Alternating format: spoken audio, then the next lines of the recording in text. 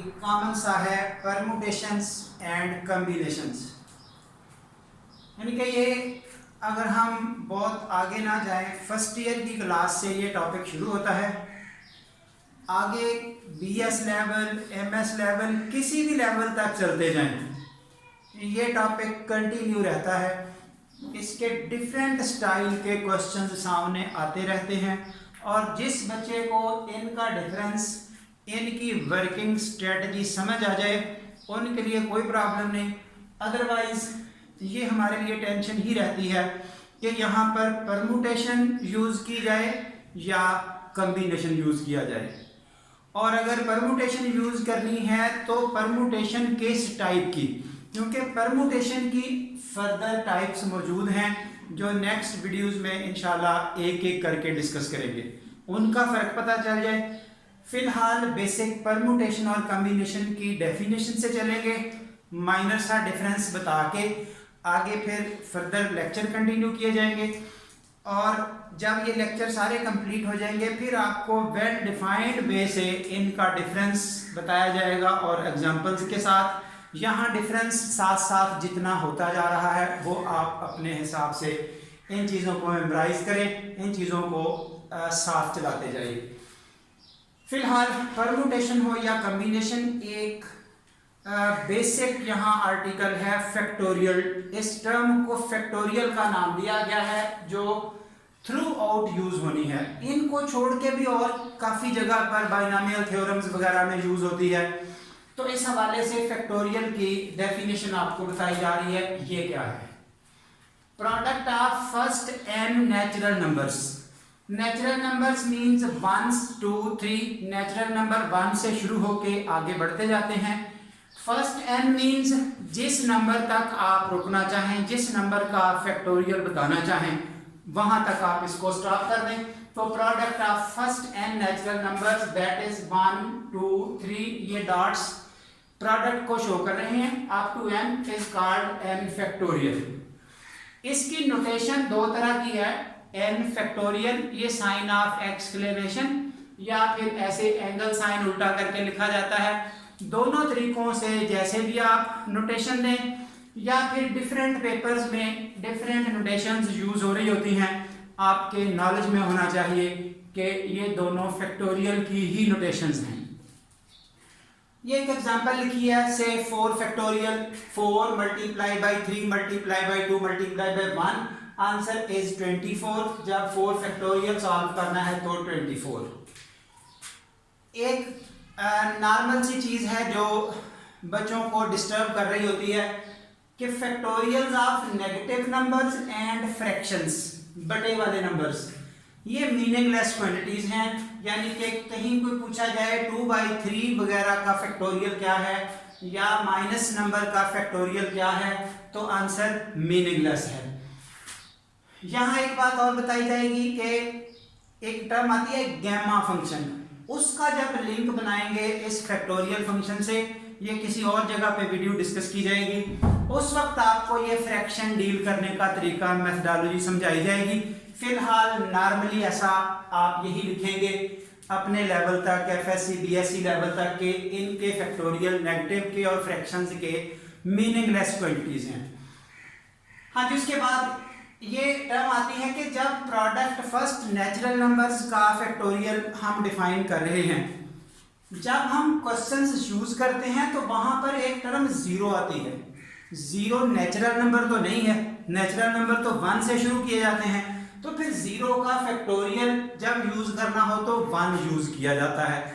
यहाँ पर अक्सर ये सोच रहे होते हैं कि ये शायद फार्मूला गलत है या ये कैसे यूज हो रहा है जब इसकी डेफिनेशन ही नेचुरल नंबर तक है।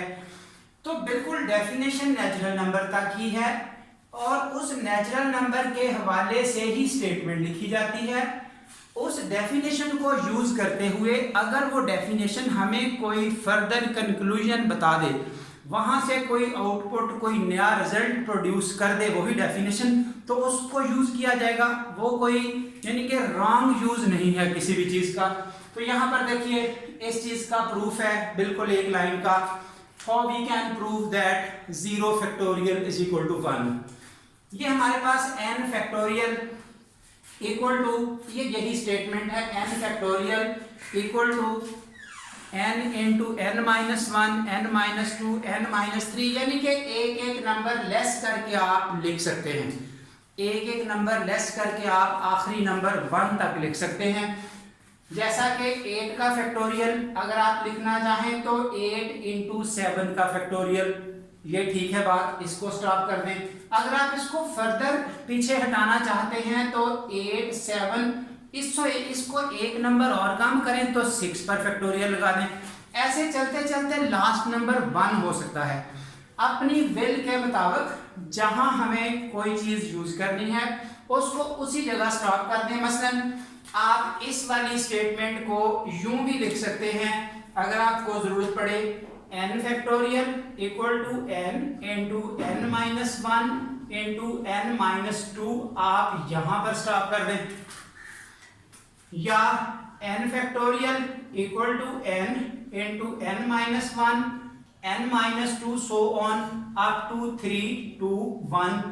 अगर कंप्लीट सॉल्व कर रहे हैं तो आखिरी नंबर 1 है, अदरवाइज आप इसको जहां छोड़ना चाहें वहीं पर फैक्टोरियल लगा के इसको स्टॉप किया जा सकता है। ये विल के मुताबिक क्यों कहा, जितना हम प्रूफ में हमारी जरूरत हो। यानी कि अब हमने ये स्टेटमेंट ऐसे लिखी, ये 0 फैक्टोरियल इक्वल टू 1 आप यहां से भी प्रूव कर सकते हैं, इससे आगे से भी प्रूव कर सकते हैं, कहीं से भी करें। मसलन यहां पर स्टॉप किया, यहां 0 फैक्टोरियल क्रिएट करने का तरीका, n की जगह देखिए, क्योंकि ये फार्मूला नेचुरल नंबर्स के लिए है, हमने नेचुरल नंबर ही पुट किया है, हमने नॉन नेचुरल यानी कि 0 पुट ही नहीं किया, क्योंकि ये फार्मूला वैलिड ही नेचुरल नंबरों के लिए है, इसलिए नेचुरल नंबर ही लगाया। n की जगह 1 फैक्टोरियल, 1 इंटू 1 माइनस 1 फैक्टोरियल। अब इसका तो सोल्यूशन अवेलेबल है ना वाया फार्मूला के 1 का फैक्टोरियल 1, राइट साइड को जब हमने सिंपलीफाई किया तो वो आउटपुट बन गई 0 फैक्टोरियल, यानी कि यहां से आपका मसला हल हो गया, 0 फैक्टोरियल इज इक्वल टू 1। यही चीज अगर आप इस जगह से बनाना चाहते हैं, इस लाइन से, तो आप n की जगह 2 पुट कर लें, ताकि 2 माइनस 2 ये 0 फैक्टोरियल बन जाए। बाकी स्टेटमेंट दोनों साइडों को सॉल्व करें तो वंस अगेन आप यही पहुंचेंगे। इसी तरह किसी भी जगह से आप सॉल्व कर सकते हैं, क्योंकि फार्मूला वैलिड है for all natural numbers. That's all.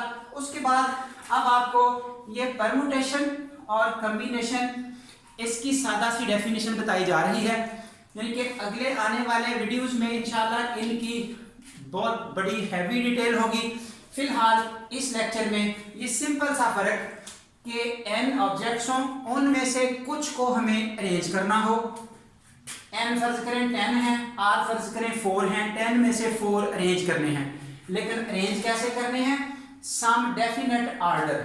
ये ऑर्डर का वर्ड इंपॉर्टेंट है, यानी कि यहाँ कोई तरतीब इंपॉर्टेंट होनी चाहिए।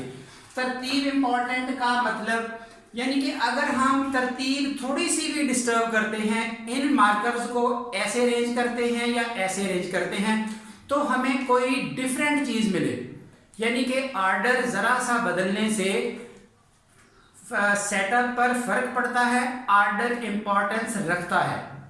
ऑर्डर जरा सा बदलें तो सेटअप चेंज हो जाएगा, इट मींस ऑर्डर बदलने की इंपॉर्टेंस मौजूद है। ये ऑर्डर बदलने का यहां से नंबरिंग देख लें, 1 2 3 है, 123 पढ़ते हैं इसको।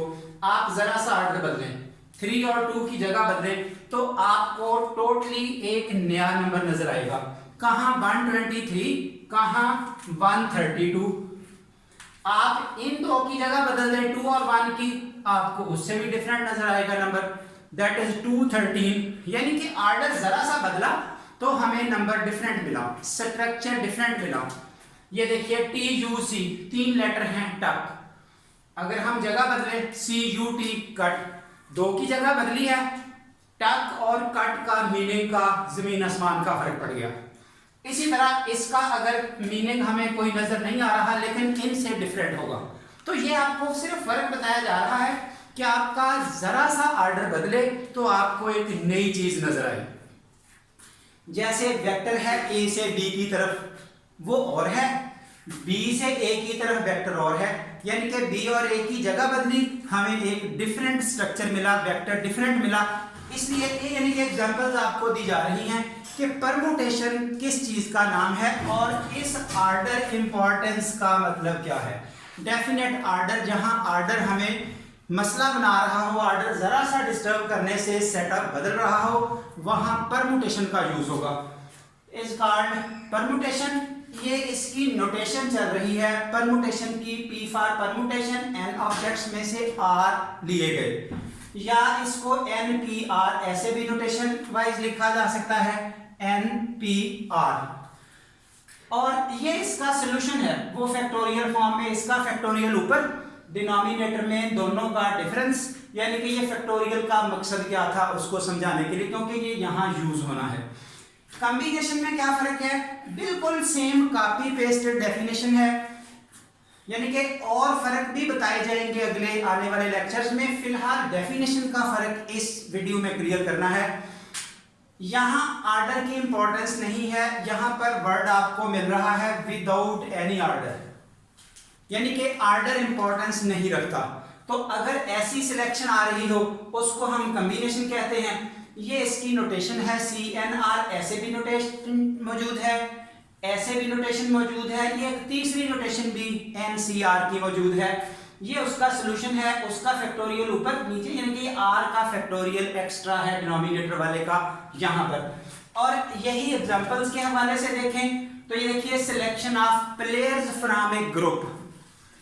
अगर 15 प्लेयर्स मौजूद हैं, उनमें से 11 सिलेक्ट करने हैं, तो अगर मिस्टर ए पहले सिलेक्ट हो जाए, मिस्टर सी दूसरे नंबर पर सिलेक्ट हो जाए, मिस्टर डी 5th नंबर पे सिलेक्ट हो जाए, तो टीम अफेक्ट नहीं होती, टीम वही रहेगी। यानी कि प्लेयर्स की सिलेक्शन आर्डर उनका जैसा मर्जी आ जाए, कोई पहले सिलेक्ट हो जाए, कोई बाद में सिलेक्ट हो जाए, टीम डिफर नहीं करेगी, टीम वही रहेगी, टीम की परफॉर्मेंस पे फर्क नहीं पड़ेगा। जैसा कि ये वेक्टर के against line from A to B, line from B to A, दोनों एक ही बात है। आप इधर से उधर को लाइन सेगमेंट बनाएं या B से A की तरफ लाइन सेगमेंट बनाएं, तो लाइन आपको वही नजर आएगी। ये वेक्टर डिफरेंट होंगे, A से B, B से B लाइन सेगमेंट, B से A line segment, same structure का नाम है। तो ये इनके कुछ एग्जांपल्स दी हैं, डेफिनेशन का फर्क बताया है। इंशाल्लाह कमिंग वीडियोस में आपको मिलेगा ये परम्यूटेशन की डिफरेंट टाइप्स क्या हैं, इसका यूज क्या है, इसकी एप्लीकेशन क्या है, इसी तरह फिर कॉम्बिनेशन के एप्लीकेशंस हम कहां यूज कर सकते हैं। परम्यूटेशन के questions in general format, in basic mathematics, in aptitude test, ये जगह जगह क्वेश्चन पूछे जाते हैं। हर एप्टीट्यूड टेस्ट में, वो बेशक NTS का है, बेशक कोई और टेस्ट है, इन क्वेश्चंस में जान नहीं छोड़नी बच्चे की। तो इस हवाले से इनका स्ट्रक्चर बच्चे को यहीं से क्लियर करना है। इंशाल्लाह हर पॉइंट क्लियर हो जाएगा और परम्यूटेशन कॉम्बिनेशन से रिलेटेड हर तरह का क्वेश्चन बच्चे की रेंज में होगा। इंशाल्लाह हर तरीके से वो उसको कवर करेगा। फिलहाल ये सिंपल सी डेफिनेशन इस वीडियो में बच्चे ने क्लियर करनी है और आने वाले वीडियोस में इंशाल्लाह आपको मजीद डिटेल्स मिलेंगी। यहाँ तक अगर किसी का कोई प्रॉब्लम होगा तो बच्चा शेयर कर सकता है। तो दैट्स ऑल, यहाँ तक का काम कंप्लीट हुआ। Thank you very much.